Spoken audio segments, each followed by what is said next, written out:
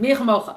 We're looking at the verse, Mi Chamocha Be'elam Hashem, Mi Chamocha Nedab HaKodesh, who is like you among the Elam, O Lord, who is like you resplendent in holiness, etc. Bottom line that we get to, when we say Mi Chamocha Be'elam, who is like you from the supernal being, bottom line is that there's no one but you. Not just there's no one, there's a thing, there's no existence but God. How there can be no existence but God, the world was created. Which is now going to launch us into all the details of the Maamar about like how was the world created, what is the process of the world's creation. But even with all that, it comes back to the bottom line is that like a sun ray, it has to be connected to the sun. There are certain facts within creation that even though it seems like there's all these independent entities existing, it's still all connected. One of the main things of all these points that are being brought up is that we're not just here. We're not just free-floating here. We're not just stuck on Earth and just here. Everything is so interconnected and many times overconnected. And also, we could see from when it's talked about, like, oh, you have to do something so you could draw down the blessings. Well, what does that process look like? What is it getting drawn down through? This is all the stuff that we've been seeing the last couple of weeks. So we talk about drawing stuff down, bringing it down to this world and not leaving in the spiritual realms. Or like when someone gets sick, you want to do stuff in the spiritual worlds to help them heal in the physical world. We can see how everything is so connected and everything's so part of everything else. And then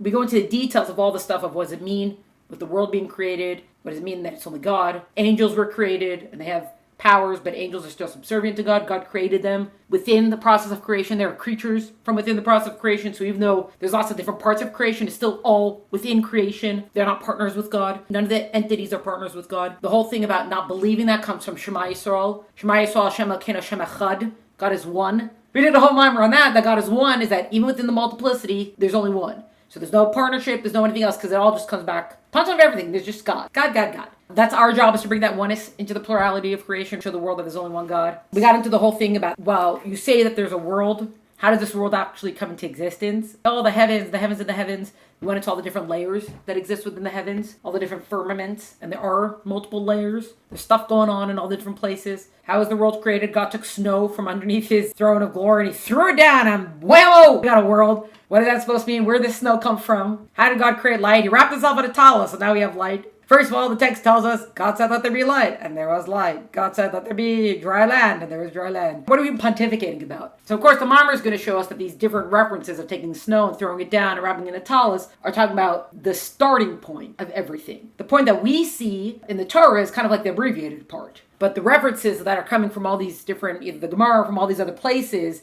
is telling us more about how the whole process actually comes to be. And not just the one starting, the start and end. Let there be light and there was light. It's not just like a light switch. There's a process that occurs. How does the process work? The process is mazel. It's the flow. There's no blade of grass that doesn't grow without a mazel, aka an angel telling it to grow. We went through a lot of different parts of creation. The way it describes in the Maamar would be like, and we know this is true for grass, that it goes through the whole thing with grass, and it's like, so it is with all aspects of creation. For example, and so it is for all aspects of creation. For example, so we end up going through like 10 different examples in all this detail, even though we already said, and so it is for everything. But here, we have the whole thing from the Zohar telling us about how the grass decided, okay, we're not going to interbreed. God told the trees to each one should produce according to its kind. Now we say the grass is not a blade of grass, it doesn't grow without a mazel. Let's talk about an angel. Fine. It is from the Zohar that there's angels that don't stay in existence very long, that's like foliage that doesn't live very long, versus grass, that the angels that maintain existence. The grass knew that God said, to the trees, each one should have fruit according to its kind. So an apple tree is going to have an apple. It was supposed to be that the bark was going to taste like apples also.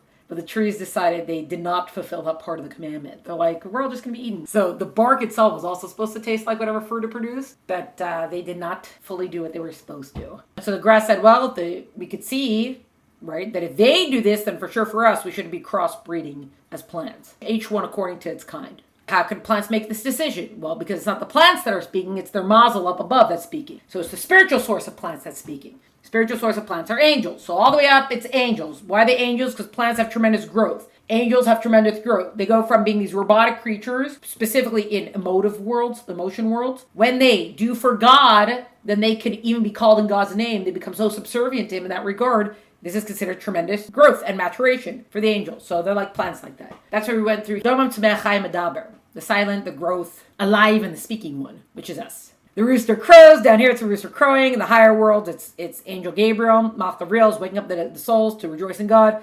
Higher up, it's Malchus, this aspect that brings life down to the other world, is being, stop coming down, go back up again. It happens at midnight because midnight is a transition from one day to the next. So one day turns into the next day. Now, even with all this, we have the whole devolvement or evolvement of the rooster going all the way up from the top. It's this aspect with the 5 severities that wake it up. And the 5 severities, we know the organs of speech. It wakes it up. It comes down to the next world. It manifests now as the angel Gabriel. Comes down to the next world. It manifests as the rooster. But you can't go from all these spiritual devolvements or evolvements and hop over to rooster. Because physical cannot be made out of spiritual. It can't be. You have to have yesh ma'im, something from nothing. Yesh ma'im, something from nothing can only happen with the God factor. God has to make that leap. It is not possible for the leap to happen otherwise. You could twist and turn spiritual matter however you want. You could condense it and contract as much as you want. You can't get physical matter out of it. The only way for that to happen is for God to make that jump.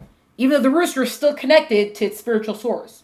Again, we're not just here. There's a whole interconnectivity that's going on here. Once we mention something out of nothing, we turn back to the philosophers that say that it's fundamental belief that we're supposed to have is to believe that this can happen. First of all, just the fact that we could imagine it. And second of all, this is the way it worked, that God created something out of nothing. Then we return to the whole thing about the snow under the throne. How was the world created? God took the snow under the throne and he threw it down and formed the hills and the mountains and the valleys, etc., the pebbles. What is that supposed to mean? The Hebrew for snow is sheleg. Sheleg is shin, lamed gimel in the gematrias. Shin is 300, lamed is 30, gimel is 3. Units, tens, 300s. That's what we went through our, what we call the spheros, the attributes, these 10 attributes. We have them within ourselves and each world has it. This is how God interacts with creation. When we say, oh, be similar to God, we're talking about these attributes. We know from Tanya this is how God interacts with creation, if you remember this. Because the life force, when we talk about Shekhinah, has to move down and has to go through the brain center of each world, etc. It's moving down through all this till it gets to Yisod. Yisod gives to Malchus. Malchus is kingship. Kingship gives over. That's why it's at the mouth. It leaves the person. We started from 10,000s, we 10th it, down to the thousands, 10th it to the hundreds, 10th it to the tens, 10th it to the ones. Basically, how is the world created? The godly light was condensed, contract, and then make a leap over, and we could start having physical matter. More here explaining about how that process works, that it all happens through Malchus, basically, this attribute of Malchus of kingship, because kingship is all about going to the next, leaving the self. The 4 primary worlds or dimensions. Malchus is at the bottom, but the bottom of one chain is the top of the other chain. So Malchus is the bottom, and it becomes the top for the next world. Creation happens. All this downward flux and flow happens through Malchus. Which is why, going back to the rooster, it's taken in from God all day. Then at nighttime, it's going to go and distribute it. And the rooster's like, wake up, go back up again.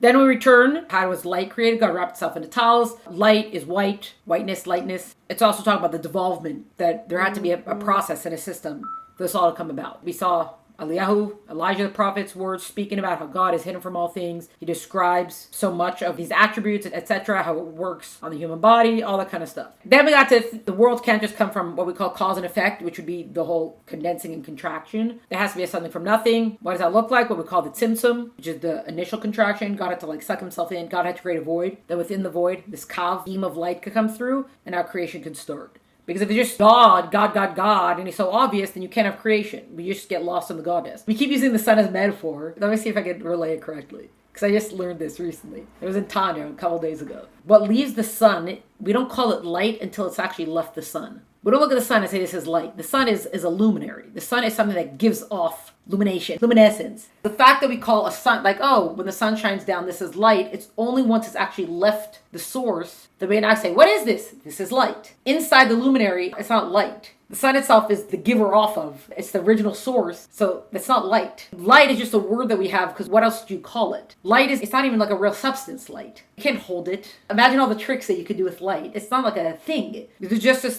brightness, like a whiteness that comes out of the sun, and we're like, what is this? Okay, this is light. Within the sun itself, that's not a question of what is this? Because now we're just within this luminary, which is, if science is correct, this flamey, fiery stuff. It's not a light. I took a picture of the text because I wanted to look at it again. Okay. Were to be designated as light, we would then have within the orb of the sun 2 distinct entities, the luminary and the light. This can't be, for the source of light is deemed by the proof text to be illuminated to the exclusion of all else. Only one entity exists, their name is the luminary. Saying that sunlight is united with the sun itself, in absolute unity signifies that it is exclusively so that even the light that's to be found in the luminary has no separate identity as light, but is itself assimilated within the luminary. Basically, if you say there's light and then the sun, that's 2 different things, because the sun itself is not light. Once it's in the sun, everything's just sun. If you'd be like, no, there's sun and then there's light, you're saying now there's 2 existences. But that's not the case. We only call it light because once it's left the sun, we don't call it sun anymore. We call it, well, that's the ray of light. Only that which radiates beyond the sun is called light. Okay, that we said it. Oh, God's called light day. This verse tells us that the defining characteristic of light is day as opposed to the darkness of night. This means to say that light refers, like the term day, to actual invisible illumination. By contrast, that which does not express itself overtly in actual illumination as light, that is by day, is not deemed to be light. This is true even when it exists, but it exists assimilated at source. Basically, it's saying God called the light day, dark basically is night. Light and day, what does that mean? It just means what is illuminated versus what is not illuminated. So when there's illumination, we're like, oh, this is light, this is day. When there's not illumination, we're like, oh, this is darkness, this is night.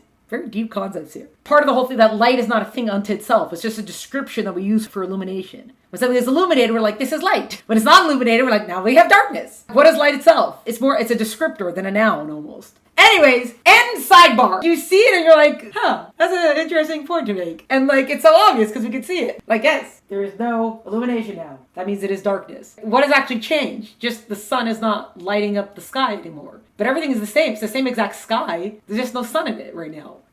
Anyway, so that finally brings us to, where does the lion come from? Spiritual source is the divine chariot, and it eventually evolves, and it jumps. Now, this divine chariots of fire, this is a vision of Yecheskel, of Ezekiel. This vision is what does the divine light look like in the world of Yetzirah. So if you remember the 4 worlds, that's the 3rd one. We only got to the 1st world afterwards. So the lion, this is describing what the divine life force in the world of Yetzirah. We have this chariot, and we have these angels called the Chayos. There's the faces, he sees the different faces. There's the face of a man, the face of a lion, the face of an ox, and the face of an eagle. And these are the spiritual sources in this world, in the world of Yetzirah, the spiritual sources for all the beasts, animals, and birds, and the man. We have the Nefesh Elokis and the Nefesh Bahamas. The 2 souls come within different parts of this, etc.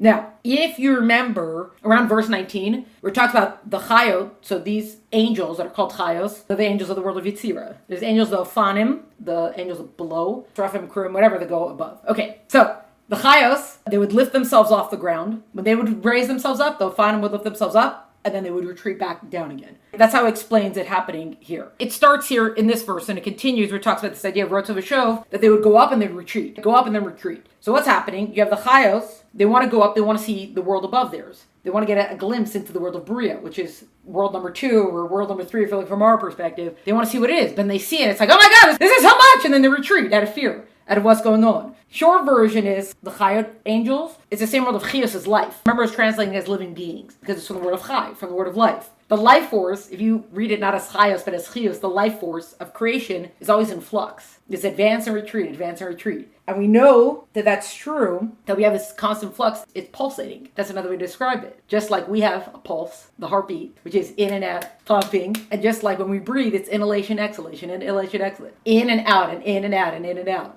So it reflects this state of pulsation of advance, retreat, advance, retreat, advance, retreat. Everything is so connected. It shows you the perfection of the order of creation. Because originally the world, if you talk about the world of Toh, which we're going to get to now, that's quote unquote a world of chaos. And then the world that the system that we live in now is a world of Tikkun. Tikkun Olam is from the same word, L'taken means to fix. It's to put into order. There's a perfect order of creation. And that's what we see in all the 10th thing and everything that's going on. All this contraction, everything we're seeing and moving through the attributes, etc. This is the perfect order system that was set up for creation. And that's why everything reflects each other. So these angels that are going up and down and up and down. And down here, we also have a mimicking of this pulsation, of this pulsing. We went through the whole thing, but the negative forces also come from there because it talks about a storm cloud, etc. That's where we got up to. Now, that's not the end of it because now we have more, especially more about the lion because it's only actually in one world. We still have more worlds. We didn't go through the whole process of the lion yet.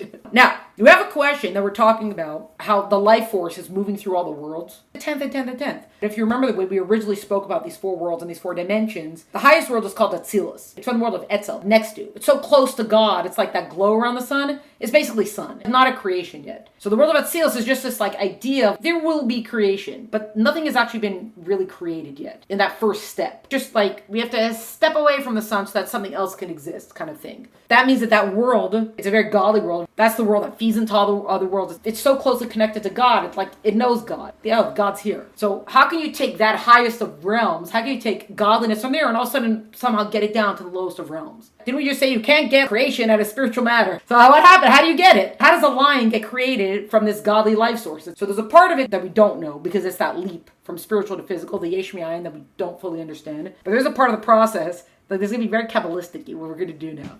When you look at the beginning of creation, it says, in the beginning God created heaven and earth. It says, the world was chaos and darkness. The Spirit of God, Tohu is actually not darkness. The world was all chaos. The Spirit of God hovered over the water. And then let there be light came in. So you have that thing, it talks about Tohu. There's a world of Tohu that it speaks about. It's an expression of chaos and disorder. The way it's explained is that this is not just a state of being. It was like an original template for the world. This world of Tohu versus, again, we live in Tikkun, which is order. The world of Tohu is a world of chaos. Why is it chaotic? Because that is a world where the light force was in a much more raw form. There's a much stronger light force. And because of that, the vessels couldn't hold the light. Remember we went through the whole thing of the vessel and the light? If you want a cup of water, you don't go to Niagara Falls. You know what can hold the water from Niagara Falls? A massive lake that sits at the bottom of the falls can hold the water. But a regular person, you don't just take a cup. So the world of Tohu is a world that the vessels couldn't hold the light. So what happened? Everything exploded. Shvira Sekelim, the vessels broke. What it kind of looks like, let's say for example, chesed, kindness in a very raw form, very bright and raw form of kindness. And when you have kindness like that in such a strong way, it can't intermingle with anything else.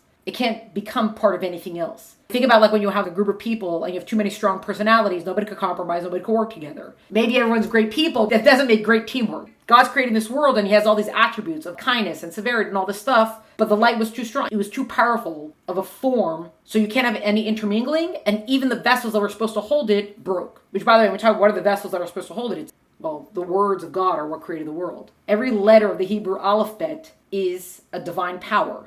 And when you put letters together, you've now created something. God created the world through 10 sayings of speech. God said, let there be light, and there was light. God said, let the earth come forth and the earth came forth, or whatever. God literally spoke the world into existence. But unlike a human being, that speech leaves, the speech doesn't leave God. It stays within the Godness. We mean that literally, that each letter is a certain power of creation. If you have a whole jumble of letters, there's no vessel, there's no word there. And if you just have a jumble of letters, it's not anything. So that's like a broken vessel. But if I order the letters into a word, I now have a creative power. I've now made something. And it can be anything. Cat, dog, whatever. A bunch of letters don't say anything. Dog, I've said something. So the Hebrew alphabet, especially when you're talking about Lashon HaKodesh, so the holy tongue of the Torah and the language that was created in, it's 22 powers of creation. When they're literally properly ordered, those powers of creation actually can create something now. Light, the fish in the sea, the trees on land, all these things get now created when you order these letters properly. When you have alphabet soup, it doesn't spell anything. But if I order them into a word, I now have something. That something is usually a concept, something that I can now relay to somebody else. So, in that original world of Tohu, this world of chaos, the words, in a way, couldn't hold the concepts. Like you're fumbling to explain yourself and you end up slurring or something. I'm not making any sense right now, because I can't get my words together. But when I can properly order my words, I can now create a concept or whatever it's going to be. So in this original world, it was too strong. It was too undefined. Well, it's not even undefined. It was too strong to be defined. And that's why also you could have an intermingling. So everything exploded, like the brain matter. Everything exploded, it broke, and then all that light fell down into this world in sparks. That's why we have the general idea about how Abraham went out to journey, and so you have to gather the sparks. That's what our general thing is, that you have all these sparks of divine light that are scattered throughout the world, and we got to go and redeem them. And we redeem them by doing Torah mitzvahs that redeems all the sparks to send them back up to where they're supposed to be. Eventually, you have the sparks fall from this higher realms, from the upper realm. It drops down now into the low worlds. It goes through contraction. So eventually, these broken pieces can turn into the material that we need to build a world with. You could almost say all the broken letters fall down, and now we could take pick up the broken letters and turn them into words that form creation. This is how a lion can be made from the higher realms. Now it's so clear now.